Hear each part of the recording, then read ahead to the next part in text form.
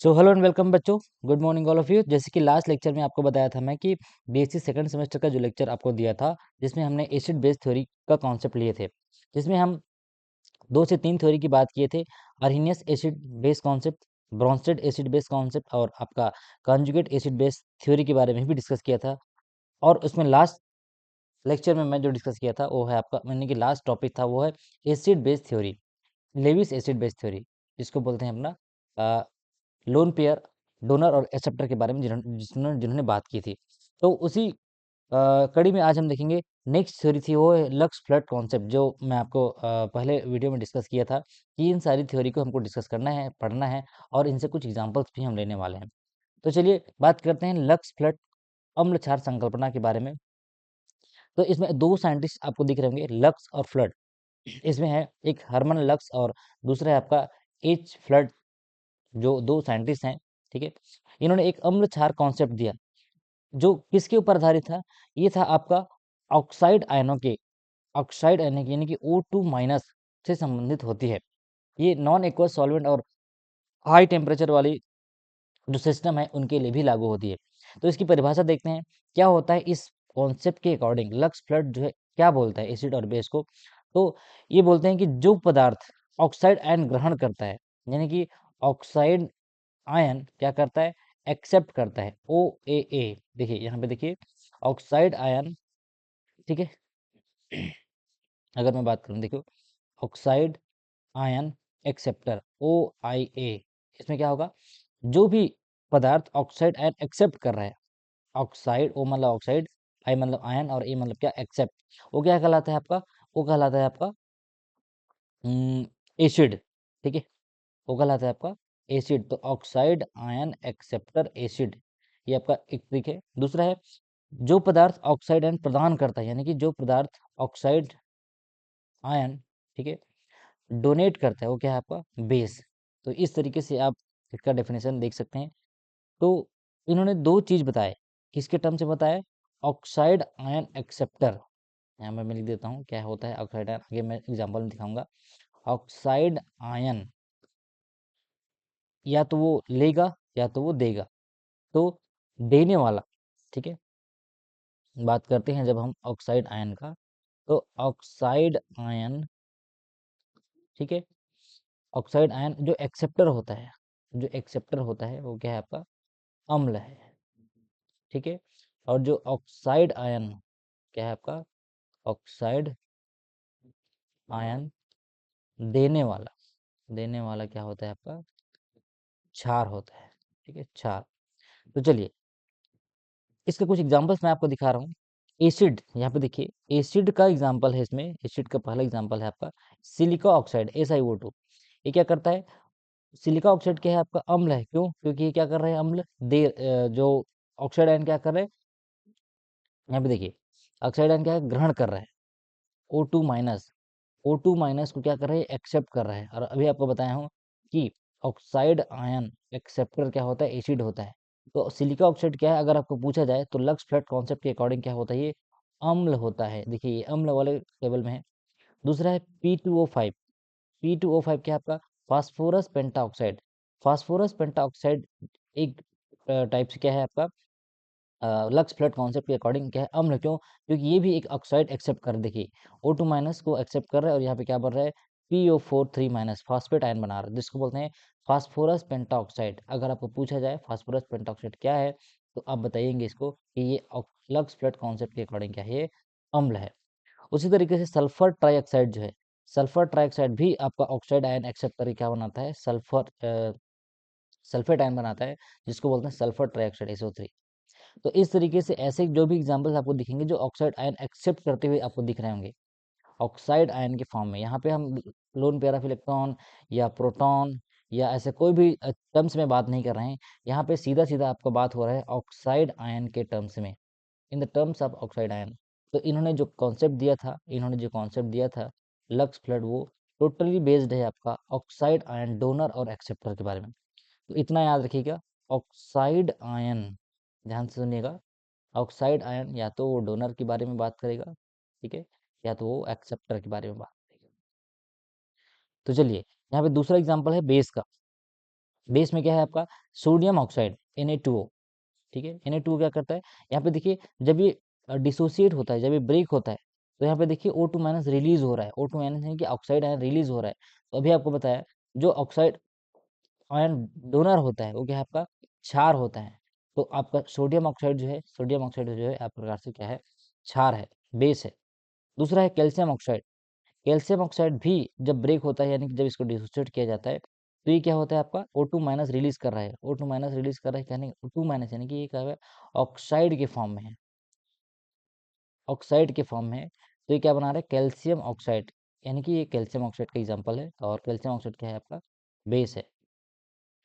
दूसरा BaO barium oxide. Lux flux concept का application मैं बताऊंगा क्यों ये बहुत ज़्यादा एप्लीकेबल है, ठीक है। बेरियम ऑक्साइड भी क्या है आपका बेस है, और ये O2 माइनस यानी कि जो ऑक्साइड है ये भी क्या करता है डोनेट करता है।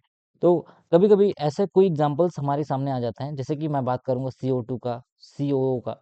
तो इसमें ना तो आपका हाइड्रोजन के टर्म्स में बात हो, इसमें कोई भी हाइड्रोजन नहीं है, कोई लोन पेयर नहीं है। तो इन ऐसे एग्जाम्पल्स को एसिड बेस की कैटेगरी में कैसे कैटेगराइज करें, ये बहुत बड़ा चैलेंजेस था साइंटिस्ट के पास कि ऐसा कैसे इसको एसिड और बेस माना जाए। तो यहीं से आपका जो ऑक्साइड जो लक्स फ्लड कॉन्सेप्ट था वो बहुत इंपॉर्टेंट काम आया। क्यों? क्योंकि ऑक्साइड आयनों पर सेंटर था। इसका विशेषताएं देखिए, यह ऑक्साइड आयनों पर O2 माइनस आयनों पर केंद्रित है। यह सॉल्ट मेटल्स यानी कि जो मैं बात कर रहा था आपका कैल्शियम का, बेरियम का, और ऐसे जो नॉन मेटेलिक धात्विक ऑक्साइड है, नॉन मेटेलिक कहने का मतलब क्या है, नॉन मेटेलिक जो ऑक्साइड है, ठीक है, जैसे कि आपका CO2 है, ठीक है, SO2 है। तो इन सब चीज़ को एसिड बेस की कैटेगरीज में आपका कैटेगराइज करने में हेल्प मिला। क्यों? क्योंकि हमको पता है कि आपका जो मेटेलिक ऑक्साइड होते हैं जैसे कि Na2O है, ठीक है, कैल्शियम ऑक्साइड है, ये क्या है, ये सब क्या है क्षार है। और यहीं से पता चला कि जैसे कि CO2 है, SO2 है, ये नॉन मेटेलिक जो ऑक्साइड है वो क्या है आपका अम्ल है।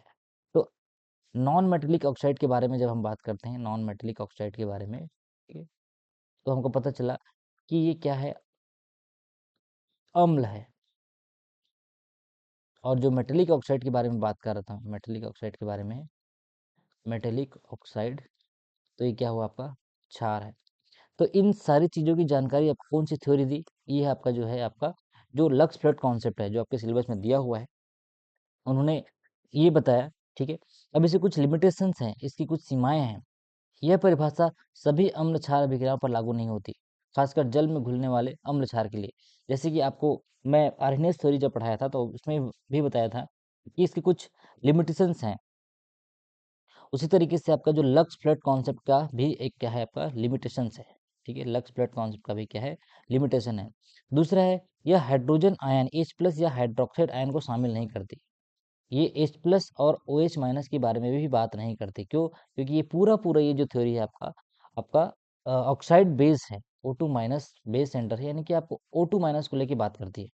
दूसरा है यह परिभाषा विशेष रूप से ऑक्साइड आधारित प्रणालियों के में ही उपयोगी होती है, जैसे कि धात्विक ऑक्साइड और नॉन एक्वा सॉल्वेंट की बात करता है। तो इतना हो गया आपका लक्स फ्लड कॉन्सेप्ट के बारे में। चलिए दूसरा देखते हैं, the strength of acid and base. अब जिस तरीके से आप आपने 3 से 4 थ्योरी पढ़ ली, एक आर्हेनियस बेस थ्योरी पढ़े, एक ब्रांस्टेड थ्योरी पढ़े, एक लेविस एसिड बेस है, और चौथा है आपका लक्स फ्लड कॉन्सेप्ट, ठीक है। आपने देखा लक्स फ्लड कॉन्सेप्ट। एक लास्ट थ्योरी आपकी जो बची है वो आपका solvent system, solvent theory approach जिसको बोलते हैं, उसको लास्ट में देखेंगे। उससे पहले देख लेते हैं आपका strength of acid and base. तो बच्चों जैसे कि आपको पता होगा कि जो आप प्रीवियस क्लास में आप पढ़ते पीएच के बारे में पढ़ते थे, पीएच के बारे में, पावर ऑफ हाइड्रोजन या पोटेंशियल ऑफ हाइड्रोजन जिसको बोलते हैं, तो उसमें आपको आपने देखे होंगे कि 1 से लेके 14 तक के स्केल बना रहा था। यहाँ पे देखिए आपको दिख रहा होगा 1 से लेके आपका 14 तक के स्केल बना है। ये स्केल हमको क्या बताता है? ये स्केल बताता है strength of acid and base, strength of acid and base यानी कि अम्ल और क्षार की क्या सामर्थ्य को बताता है कि कितना उसमें कितना वो प्रबल है, कितना वो दुर्बल है। तो इसको किसके बेस में देखते हैं? हम देखते हैं हाइड्रोजन आयन के टर्म्स में देखते हैं। जैसे कि यहाँ पे आपको दिख रहा होगा जो 0.1 मोलर एसिडिक है, HCl है, वो बहुत ज़्यादा मोस्ट एसिडिक है। उसी तरीके से पीएच अगर इधर इंक्रीज होते जाता है तो 0.3 मोलर लेमन जूस आपका देख रहे हैं, आपका एसिटिक एसिड या ऑरेंज जूस या बियर, मिल्क, इस तरीके से आपका जो बेसिसिटी है क्या होते जा रहा है, इंक्रीज होते जा रहा है। क्यों? क्योंकि आपका पीएच क्या हो रहा है, pH क्या हो रहा है, इंक्रीज हो रहा है। अब ये किस बेस में इसको बताया गया, ये मैं आपको बताता हूँ। जैसे कि यहाँ पे वाटर का, सी वाटर का पीएच है आपका कितना, 8 से 9 के बीच में, थोड़ा सा क्या होता है, एल्कलाइन की बात करते हैं, क्षारीयता की बात करते हैं। फिर आपका अमोनिया सॉल्यूशन है 0.1 मोलर, दूसरा है आपका 0.05 मोलर N2CO3, और एक आपका अगर पीएच 12 की बात करते हैं, देखिए यहाँ पे लाइम वाटर, ठीक है। और लास्ट आपका जो मोस्ट बेसिक की बात करते हैं तो 1 मोलर NaOH। तो ये स्ट्रेंथ ऑफ एसिड बेस, यानी कि आपका जो, इसको हिंदी में बोलते हैं साम्य, किस बेस में ये एसिड बेस को कैटेगराइज किया गया है, स्ट्रॉन्ग एसिड और स्ट्रॉन्ग बेस में, ठीक है। तो देखते हैं, अब हम जब इसके डेफिनेशन के तौर पे देखते हैं स्ट्रॉन्ग एसिड और स्ट्रॉन्ग बेस, ठीक है। तो बात करता हूँ अगर मैं HCl के बारे में, ठीक है। तो जब भी कोई HCl का मॉलिक्यूल है, वो अगर जल में घुलता है तो इसकी सभी अणु आयनित हो जाते हैं और जलीय हाइड्रोनियम आयन H3O+ तथा जलीय क्लोराइड आयन Cl उत्पन्न करते हैं।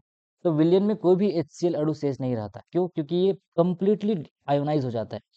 कंप्लीटली आयोनाइज होने की आधार पर इसको हम क्या बोलते हैं, स्ट्रॉन्ग एसिड की कैटेगरी में रखते हैं। तो यहाँ पे देख रहे होंगे आपको कि HCl का मॉलिक्यूल है, जैसे ही आपका सॉल्वेंट में, ठीक है, सॉल्वेंट में क्या हो रहा है, इसको डिजोल्व किया जा रहा है वाटर में।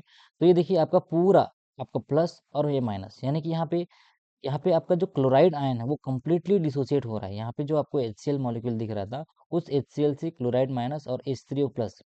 तो जब भी हम वाटर में HCl को डिजोल्व करते हैं, तो इसका ये मतलब है कि उसमें एक भी ऐसे मॉलिक्यूल HCl का नहीं रहता, वो क्या हो जाता है, वो ब्रेक हो जाता है आपका HCl माइनस, Cl- और H3O+ में। तो इसी प्रोसेस को बोलते हैं डिसोसिएशन का प्रोसेस। क्या बोलते हैं, डिसोसिएशन या कंप्लीट डिसोसिएशन होता है, ठीक है। तो ऐसा कोई भी मॉलिक्यूल, चाहे वो एसिड हो या बेस हो, अगर वो पर्टिकुलर किसी सॉल्वेंट में कंप्लीट डिसोसिएट हो जाता है, तो वो स्ट्रॉन्ग एसिड की कैटेगरी में या स्ट्रॉन्ग बेस की कैटेगरी में आता है, ठीक है। यहाँ पे आपको एकदम पिक्टोरियल डायग्राम दिख रहा है, देखिए H+Cl जो माइनस है, यानी कि आपके दोनों आयन क्या हो रहे हैं, कंप्लीट डिसोसिएट हो जा रहे हैं। तो ये होता है आपका स्ट्रॉन्ग एसिड का कॉन्सेप्ट। फॉर एग्जाम्पल के लिए यहाँ पे आपको मैं अलग अलग और ऐसे एग्जांपल्स दिए हैं, जैसे कि आप बात कर रहा हूँ hydrochloric acid, hydrobromic acid, hydroiodic acid, nitric acid या क्लोरिक एसिड, परक्लोरिक एसिड या सल्फ्यूरिक एसिड। तो यहाँ पे कुछ कॉमन्स दिख रहे होंगे, जैसे कि HCl है या HBr है, ये सारे क्या है, मोनोप्रोटोनिक है, H+ यानी कि सिंगल H आपको दिख रहे होंगे। लेकिन आपको सल्फ्यूरिक एसिड के केस में आपको डाइप्रोटिक या बाइप्रोटिक दिख रहे होंगे, जो H2SO4, जिसमें कि 2 प्रोटॉन है, ठीक है। तो स्ट्रॉन्ग एसिड को हम कैसे पहचानें? अगर किसी रिएक्शन में स्ट्रॉन्ग एसिड का केमिकल फार्मूला रिएक्शन लिखा गया है और उसमें कंप्लीटली डिसोशिएट हो रहा है, यानी कि कंप्लीटली आयोनाइज हो रहा है, तो हमको यहाँ पे देखिए एक सिंगल एरो का साइन दिखेगा, सिंगल एरो जो इंडिकेट करता है कंप्लीट आयोनाइजेशन का। अगर वही जो एरो है पार्सली ऐसा रहेगा, डबल हेडेड रहेगा, तो हमको समझ जाना है कि वो क्या है, वीक एसिड की कैटेगरी में आता है। आगे मैं बताता हूँ। तो यहाँ पे देखिए, when HCl dissolve in water it ionises completely. ये देखिए HCl जैसे ही हम वाटर में इसको डिजोल्व कर रहे हैं, तो आपको Cl- और H3O+ जो कि हाइड्रोनियम आयन बनाता है, यहाँ पे आपको दिख रहा होगा, ठीक है। ये क्या करता है, H2O जो है एक प्रोटॉन ले लेता है और H3O+ बनाता है। इन रिएक्शन के बारे में मैं पिछले वीडियो में ऑलरेडी ऑलरेडी डिस्कस कर चुका हूँ, आप जाके देख सकते हैं एक बार। तो ये आपको यहाँ पे क्या दिख रहा है, कंप्लीटली आयोनाइज होते हुए दिख रहा है, इसलिए आपका जो HCl है स्ट्रॉन्ग एसिड की कैटेगरी में आता है। दूसरी बात है, कुछ ऐसे और रिएक्शंस, जैसे कि यहाँ देखिए हाइड्रोक्लोरिक एसिड, हाइड्रोब्रोमिक, जो मैं आपको बता चुका हूँ। ये देखिए HCl है, आपका क्या हो रहा है, कंप्लीट आयोनाइज हो रहा है। और यहाँ पे एक कॉमन चीज आपको दिख रहा होगा, जो एरो की बात कर रहा है, यहाँ पे आपको सिंगल एरो दिख रहा है, देखिए कोई भी इसमें कोई डबल एरो नहीं दिख रहा है, ठीक है। तो ये सारे रिएक्शन यहाँ पे क्या है, स्ट्रॉन्ग एसिड के रिएक्शन, जैसे कि nitric acid, chloric acid, perchloric acid, sulphuric acid. ये देखिए सारा चीज क्या हो रहा है, आपका कंप्लीटली डीआयोनाइज हो रहा है, डिसोसिएट हो रहा है। अब यहाँ पे जो मैं आपकी बात कर रहा था, जिसमें जो आपने थंबनेल में देखे होंगे, कि क्या एक वीक एसिड और स्ट्रॉन्ग एसिड की तुलना हम डाइल्यूट और स्ट्रॉन्ग कंसंट्रेट से कर सकते हैं। तो बच्चों यहाँ पे कंफ्यूजन होने वाली आपको बात ये नहीं है, ठीक है, कि अगर आप बात कर रहे हैं स्ट्रॉन्ग और वीक का, तो ये इसका कतई मतलब ये नहीं है कि वो क्या है होगा, डाइल्यूट आपका वीक होगा, कंसंट्रेट आपका स्ट्रॉन्ग होगा। इससे इस बात का कोई भी, यानी कि कोई इसमें संबंध नहीं है। तो क्यों नहीं है वो आगे देखते हैं। जैसे कि देखिए, अगर मैं बात करूंगा स्ट्रॉन्ग एसिड का, तो स्ट्रॉन्ग एसिड का मतलब क्या है, दोनों यानी कि प्लस आयन और माइनस आयन के बीच क्या है, वीक इंटरेक्शन है। वीक इंटरेक्शन होने की वजह से क्या हो रहा है, कंप्लीट आयोनाइज हो रहा है।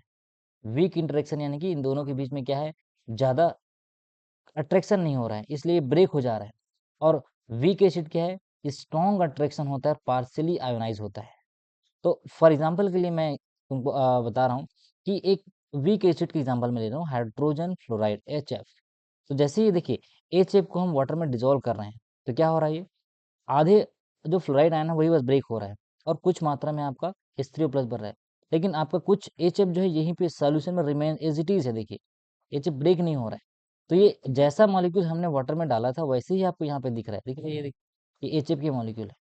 तो when HF dissolve in water, जब भी HF को हम वाटर में डिजोल्व करते हैं तो ये fraction of the molecule ionise, कुछ भाग ही आपका आयनाइज हो पा रहा है। तो इसी चीज से आपको आइडिया लगाना है कि कंसंट्रेट और वीक का मतलब आपका स्ट्रॉन्ग और वीक से नहीं है। जैसे यहाँ पे देखिए, स्ट्रॉन्ग और वीक का डिफरेंस मैं आपको बता रहा हूँ कंसंट्रेट और डाइल्यूट के टर्म में। जैसे कि देखिए, जब कभी भी हम स्ट्रॉन्ग एसिड की बात करते हैं तो इसका मतलब ये है कि कंप्लीटली आयोनाइज है, 100% डिसोसिएट हो रहा है। ठीक है, 100% डिसोसिएट हो रहा है। अब इसका एग्जाम्पल है HCl, H2SO4 या नाइट्रिक एसिड। लेकिन हम वीक एसिड की बात कर रहे हैं तो पार्सली आयोनाइज हो रहा है सॉल्यूशन में, less than 100% dissociation. For example के लिए एसिटिक एसिड है, hydrogen fluoric acid, hydrofluoric acid है, या कार्बोनिक एसिड। अब इसी को मैं आगे फर्दर आपको क्लेरिफिकेशन के लिए बता रहा हूँ कि कंसंट्रेट एसिड का मतलब हम दिमाग में क्या लगा लेते हैं कि अगर ये कंसंट्रेट एसिड है, एकदम गाढ़ा है, तो इसका मतलब ये है कि स्ट्रांग होगा। इसका मतलब कभी ये नहीं है कि स्ट्रांग होगा। इसका मतलब ये है कि it has a high amount of acid. Concentrate acid के पास आपका एसिड का मात्रा ज्यादा रहता है, किसमें, molecules per unit volume of solution. जैसे कि 12 मोलर HCl है, ये हाई मोलरिटी की बात कर रहे हैं। 12 मोलर HCl की बात कर रहा हूँ। HCl जो है, HCl जो डाइल्यूट होता है तो भी स्ट्रांग रहता है, वी कॉन्सेंट्रेट रहता है तो भी स्ट्रांग रहता है। इसका मतलब ये है कि अगर हम उसको डाइल्यूट कर दे तो इसमें हम just we are adding the water into the HCl solution, तो इसके पास लो अमाउंट ऑफ एसिड है। कि कब कब की बात करें, molecules per unit volume of solution. ठीक है, तो 0.1 मोलर HCl जो है लो मोलरिटी का है। इसका मतलब ये है कि ये डाइल्यूट है, लेकिन आपका ये स्ट्रॉन्ग एसिड है। स्ट्रॉन्ग एसिड है क्यों, क्योंकि ये कंप्लीट डिसोसिएट होता है, आयोनाइज होता है आपका किसमें, वाटर सॉल्यूशन में।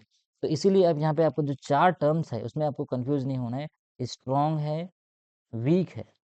ठीक है, तो स्ट्रॉन्ग का ये मतलब नहीं है कि ये हमेशा ये कंसंट्रेट होगा, या ये डाइल्यूट भी हो सकता है। डाइल्यूट और कंसंट्रेट जस्ट आप उनको एक प्रकार से कह सकते हैं कि क्या, अ, पानी डाल रहे हैं उससे वहां से पानी इसमें एक वाटर में ऐड कर रहे हैं, एक में वाटर में ऐड नहीं कर रहे हैं। ठीक है, तो ये दोनों चीज है आपका जो स्ट्रॉन्ग एसिड और वीक बेस के बारे में जो बात करता है, चाहे वो स्ट्रॉन्ग बेस हो चाहे वो स्ट्रॉन्ग एसिड हो। तो इन दोनों के टर्म्स में सिर्फ और सिर्फ इसका कंप्लीटली आयोनाइज के बारे में ही बात करता है।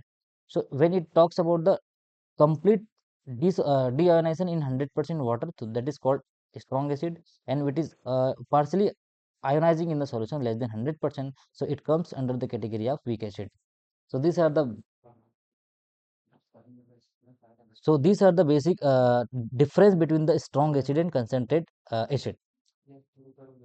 So let's see the what are the basic example of the weak acid, like hydrofluoric acid. Hydrofluoric acid complete ionise नहीं होने की वजह से किसकी कैटेगरी में आता है, ये वीक एसिड की। दूसरा है एसिटिक एसिड, फॉर्मिक एसिड, जैसे कि आपको पता है HCO। ठीक है, HCOOH, HCOOH इसका फार्मूला है फार्मिक एसिड का। सल्फ्यूरस एसिड H2CO3, जो बता रहा था आपका डाइप्रोटिक है। डाइप्रोटिक कहने का मतलब क्या है, इसमें प्रोटॉन दो है। कार्बोनिक एसिड है और एक है फास्फोरिक एसिड। तो ये सारे चीज आपका क्या है, वीक एसिड की कैटेगरी में आता है। क्यों, क्योंकि ये यहाँ पे कंसंट्रेट और डाइल्यूट के टर्म्स में अगर आप देखोगे तो इसमें आपको कोई भी डिफरेंस नजर नहीं आएगा। हो सकता है कंसंट्रेट भी हो सकता है, डाइल्यूट भी हो सकता है, लेकिन वीक और स्ट्रॉन्ग जो है सिर्फ और सिर्फ बात करता है कंप्लीट आयोनाइज के बारे में। तो यहाँ पे जो मैं डेफिनेशन लिखा हूँ, when hydrogen fluoride dissolve in water only fraction of the molecule ionise, इसका मतलब ये इसके बारे में बात कर रहे हैं, वीक और स्ट्रॉन्ग के बारे में। तो जैसे आपको बता चुका हूँ कि एक सिंगल हेडेड एरो होता है एक, और ये दूसरा है ये वाला एरो। तो इन एरो में ही आपको समझना है, अगर एग्जाम्पल में आपको दिया है या किसी पुस्तक में आप किसी बुक में पढ़ रहे हैं, तो ये कैसे आपको पता चलेगा कि ये स्ट्रॉन्ग एसिड का रिएक्शन है। तो यहाँ देखिए, जब भी इस बारे में बात हो रहा है इस सिंगल हेडेड एरो में, तो आपका स्ट्रॉन्ग एसिड है। और दूसरा, अगर ये इस जो इक्विलिब्रियम एरो है, ये equilibrium arrow indicate partial ionisation. क्यों? क्योंकि ये कंप्लीट आयोनाइज नहीं हो रहा है, इसलिए ये दोनों डायरेक्शन में जा रहा है। ठीक है, तो ये आपका क्या है, वीक एसिड के बारे में। तो जैसे आपको मैं बता चुका हूँ कि what is the basic difference, तो मैं थोड़ा सा और इंग्लिश मीडियम के बच्चों के लिए मैं ये बता दूं कि स्ट्रॉन्ग वर्सेस वीक, इसका मतलब ये है depends on how much the acid ionises in water. इतना एसिड जो है वाटर में जाके ब्रेक हो रहा है, अपने आप को तोड़ रहा है अपने आयनों में, तो वो स्ट्रॉन्ग कहलाता है। अगर ज्यादा कर रहा है तो स्ट्रॉन्ग है, कम हो रहा है तो वीक है। लेकिन कंसंट्रेट और डाइल्यूट के टर्म से अगर हम बात करें, तो it depends on how much acid is dissolve in water. अगर आपने एक गिलास एसिड को 1 लीटर बाल्टी में डाल दिए तो वो डाइल्यूट हो जाएगा। ठीक है, कि आपने एसिड का मात्रा कितना ज़्यादा डाला है, तो ये गाढ़ा और फीका से आप ले सकते हैं। लेकिन ये कतई आप ये मत समझना कि स्ट्रॉन्ग जो है हमेशा क्या रहेगा, गाढ़ा रहेगा। डाइल्यूट भी हो सकता है, वो क्या हो सकता है, स्ट्रॉन्ग हो सकता है। तो strong acid can be dilute and weak acid can be concentrate. देखिए, मैं यही चीज़ जो बोल रहा था आपको, अगर प्रबल अम्ल है, तो प्रबल अम्ल है तो वो क्या हो सकता है, तनु भी हो सकता है, डाइल्यूट भी हो सकता है। और अगर दुर्बल अम्ल है तो वो कंसंट्रेट भी हो सकता है। दिमाग से ये चीज आपको क्लियर रखना है। So for the example 12 molar HCl is fully ionised and high acid amount. 12 molar HCl है, वो कंसंट्रेट है और स्ट्रॉन्ग एसिड है। इसका मतलब ये है कि वो फुल्ली आयोनाइज्ड है और हाई एसिड अमाउंट है। दूसरा है 0.1 मोलर जो HCl की बात कर रहा था, वो डाइल्यूट है और स्ट्रॉन्ग भी हो सकता है। क्यों? 0.1 मोलर कहने का मतलब ऐसा है, उसमें एसिड की मात्रा भले ही कम है, लेकिन वो फुल्ली आयोनाइज हो रहा है। एसिड की मात्रा कम है, लेकिन वो फुल्ली आयोनाइज हो रहा है किसमें, इस वाटर सॉल्यूट में। For example 12 molar acetic acid, तो ये क्या है, वीक एसिड है, लेकिन ये पार्सली आयोनाइज है। लेकिन एसिड आपका हाई अमाउंट ऑफ एसिड है, तो ये क्या हो सकता है, कंसंट्रेट हो सकता है। इट मीन्स दुर्बल अम्ल होते हुए भी क्या हो सकता है, वो कंसंट्रेट हो सकता है। और दूसरा है आपका दुर्बल अम्ल होते हुए भी क्या हो सकता है, वो डाइल्यूट हो सकता है। पार्सली आयोनाइज है, लो एसिड अमाउंट। तो इसलिए एक लाइन आपको समझना है कि स्ट्रेंथ रिफर्स टू आयोनाइजेशन। किसी अम्ल की प्रबलता या किसी अम्ल या क्षार की प्रबलता इस बात पर निर्भर करती है कि वो कितना आयोनाइज हो रहा है। While concentration refers to the amount of acid present, या उसका जो कंसंट्रेट है या जो गाढ़ापन है जिसको बोलते हैं, वो कितना मात्रा में उसमें एसिड प्रेजेंट है, कि इस बारे में बात करता है। तो आई होप कि बच्चों आपको समझ आया होगा इस चीज जो कि आपको मैं थंबनेल में जो दिखाया था, कि क्या कन्फ्यूजन हो सकता है हमको स्ट्रॉन्ग वर्सेस वीक में और कंसंट्रेट वर्सेस डाइल्यूट। चलिए बात करते हैं हम स्ट्रॉन्ग बेस का। तो स्ट्रॉन्ग बेस, जैसे कि आपको मैं बता चुका हूँ कि स्ट्रॉन्ग एसिड क्या होता है, कंप्लीट आयोनाइज होता है वाटर सॉल्वेंट में। उसी तरीके से देखिए, आपका स्ट्रॉन्ग बेस का एग्जांपल है। पहली बात तो ये देखिए कि बेस क्या है। हमको पता है कि आर्हीनियस बेस के अकॉर्डिंग OH माइनस आयन देने वाले क्या होते हैं, बेस होते हैं। और H प्लस आयन देने वाले क्या होते हैं, एसिड होते हैं या अम्ल होते हैं। तो जो कंप्लीट OH माइनस दे रहे हैं, जो कंप्लीट OH माइनस दे रहे हैं वाटर सॉलिड में, वो क्या होंगे, स्ट्रॉन्ग बेस होंगे। तो by analogy with the definition of strong acid, a strong base is one that completely dissociate in solution. NOH, for example, is a strong base because it is getting completely dissociate in solution. So for example आप देख सकते हैं यहाँ पे NaOH जो solution है, NaOH जो वहां से क्या हो रहा है, अब जैसे सॉल्यूशन में डिजोल्व कर रहे हैं तो कंप्लीट ब्रेक हो रहा है। देखिए Na plus, NaOH minus, OH minus, यहाँ पे कोई भी ऐसा मॉलिक्यूल है जो NaOH की तरह नहीं दिख रहा है। क्यों? क्योंकि ब्रेक हो गए। यहाँ पे देखिए NaOH में क्या दिख रहा है, ये जो मॉलिक्यूल है अलग अलग हो गए, दिख रहे हैं आपको, ब्रेक होते हुए दिख रहे हैं। तो जो कंप्लीट ब्रेक होते हैं एक्वा सॉल्यूशन में, जली विलियन में, वो आपका क्या कहलाता है, स्ट्रॉन्ग बेस। यानी क्या कहलाता है, प्रबल क्षार। प्रबल क्षार। तो ये दोनों जो है आपका किसके बारे में बात करता है, आपका आयोनाइजेशन के बारे में। तो कुछ एग्जांपल्स है, जैसे कि आपका ग्रुप 1A का अल्कली मेटल का है lithium hydroxide, sodium hydroxide, potassium hydroxide या रुबिडियम सीजियम। तो ये सारे क्या है, स्ट्रॉन्ग बेस के कैटेगरी में आता है, स्ट्रॉन्ग बेस कैटेगरी में। दूसरा है ग्रुप 2 का कैल्शियम, स्ट्रोंशियम, बेरियम। ये भी आपका क्या है, स्ट्रॉन्ग बेस की कैटेगरी में आता है, क्योंकि ये कंप्लीट आयोनाइज होता है जब कभी भी इसको हम वाटर सॉलिड में ऐड करते हैं। तो ये जो एरो है, ये जो एरो आपको समझना है, सिंगल हेडेड एरो का मतलब क्या है, सिंगल हेडेड का मतलब मैं बोल रहा हूँ बार बार इसका मतलब, ठीक है। ये अगर ऐसा है तो ये क्या है, वीक काम करता है। जैसे ये देखिए, ये वीक बेस की जो बारे में बात करते, तो फॉर एग्जाम्पल के लिए अमोनिया NH3 क्या है, वीक बेस है। क्यों? क्योंकि जैसे ही हम अमोनिया को क्या करते हैं, वाटर में ऐड करते हैं, वाटर में ऐड करते हैं, ये अमोनियम आयन बनाता है, क्या, NH4 प्लस बनाता है और OH माइनस रिलीज करता है। लेकिन पूरा पूरा जो अमोनिया है, पूरा का जो पूरा अमोनिया है, NH4 आयन नहीं बना पाता। क्योंकि यहाँ पे देखिए, ये आपका वीक बेस है, तो ये पूरा पार्सली डिसोसिएट हो रहा है। अगर मैं अमोनिया को वाटर में डिजोल्व किया हूँ तो यहाँ पूरा जो अमोनिया ब्रेक होना चाहिए, लेकिन नहीं हो रहा है। तो यहाँ पे देखिए NH3 बचा हुआ है, आधे भाग ही आपका OH बन रहा है और आधा ही आपका NH4 बन रहा है, ठीक है। तो इस तरीके से आपको जो वीक बेस का कॉन्सेप्ट इस बारे में बात करता है कि a weak base is analogous to the weak acid, unlike strong base that contain OH minus and dissociate in water. The most common weak base produce OH minus by accepting the proton. Proton कहाँ से accept कर रहा है, water से ही accept कर रहा है। लेकिन पूरे के पूरे अमोनिया जो है NH4 प्लस और OH माइनस में क्या नहीं हो पा रहे, डिसोसिएट नहीं हो पा रहे। इसलिए आपका यहाँ पे जो इक्वेशन लिख के यहाँ पे जो मैं लिखा हूँ, यहाँ पे आपको समझना है कि कैसे वीक बेस जो है पार्सली डिसोसिएट हो रहा है। बी का मतलब बेस है, H2O यानी कि यहाँ प्रोटॉन डोनर है, और ये जो BH प्लस बन रहा है वो क्या है, आपका बेस NH4 प्लस और OH माइनस, ठीक है। तो ये हो गया आपका कुछ कॉमन एग्जांपल्स है वीक बेस का, जैसे कि कार्बोनेट आयन है, मेथिलेमिन है, एथाइलेमिन है, अमोनिया, पिरिडीन और बाइकार्बोनेट आयन या एनिलीन। यहाँ पे सारे आप कॉमन्स दिख रहे हैं, दो आपका ये जो इक्विलिब्रियम साइन दिख रहा है, दिखे ये। तो इसमें जो बेस आयोनाइजेशन कांस्टेंट है वो क्या है आपका, बहुत ही कम आपको दिख रहा होगा, 10⁻⁹, 10⁻4, 5 ये दिख रहा है। तो जितना कम ये डिसोसिएट होता है वो उतना वीक बेस की कैटेगरी में आता है। तो ये आप नोट्स के तौर पे इसको लिख सकते हैं, ठीक है। तो इतना हो गया बच्चों आपका ये जो टॉपिक आपको मैं पढ़ाने वाला था ये। तो ये आप में भी मैं दो टॉपिक डिस्कस किया, एक तो है आपका lux flood acid base theory और दूसरा है स्ट्रेंथ ऑफ एसिड बेस। तो इस तरीके से आपका दो लेक्चर में ये कंप्लीट इतना कंप्लीट हो गया है। बाकी मैं सॉल्वेंट सिस्टम थ्योरी और hard soft acid base theory next lecture में डिस्कस करूँगा, ठीक है। तो मिलते हैं नेक्स्ट वीडियो में।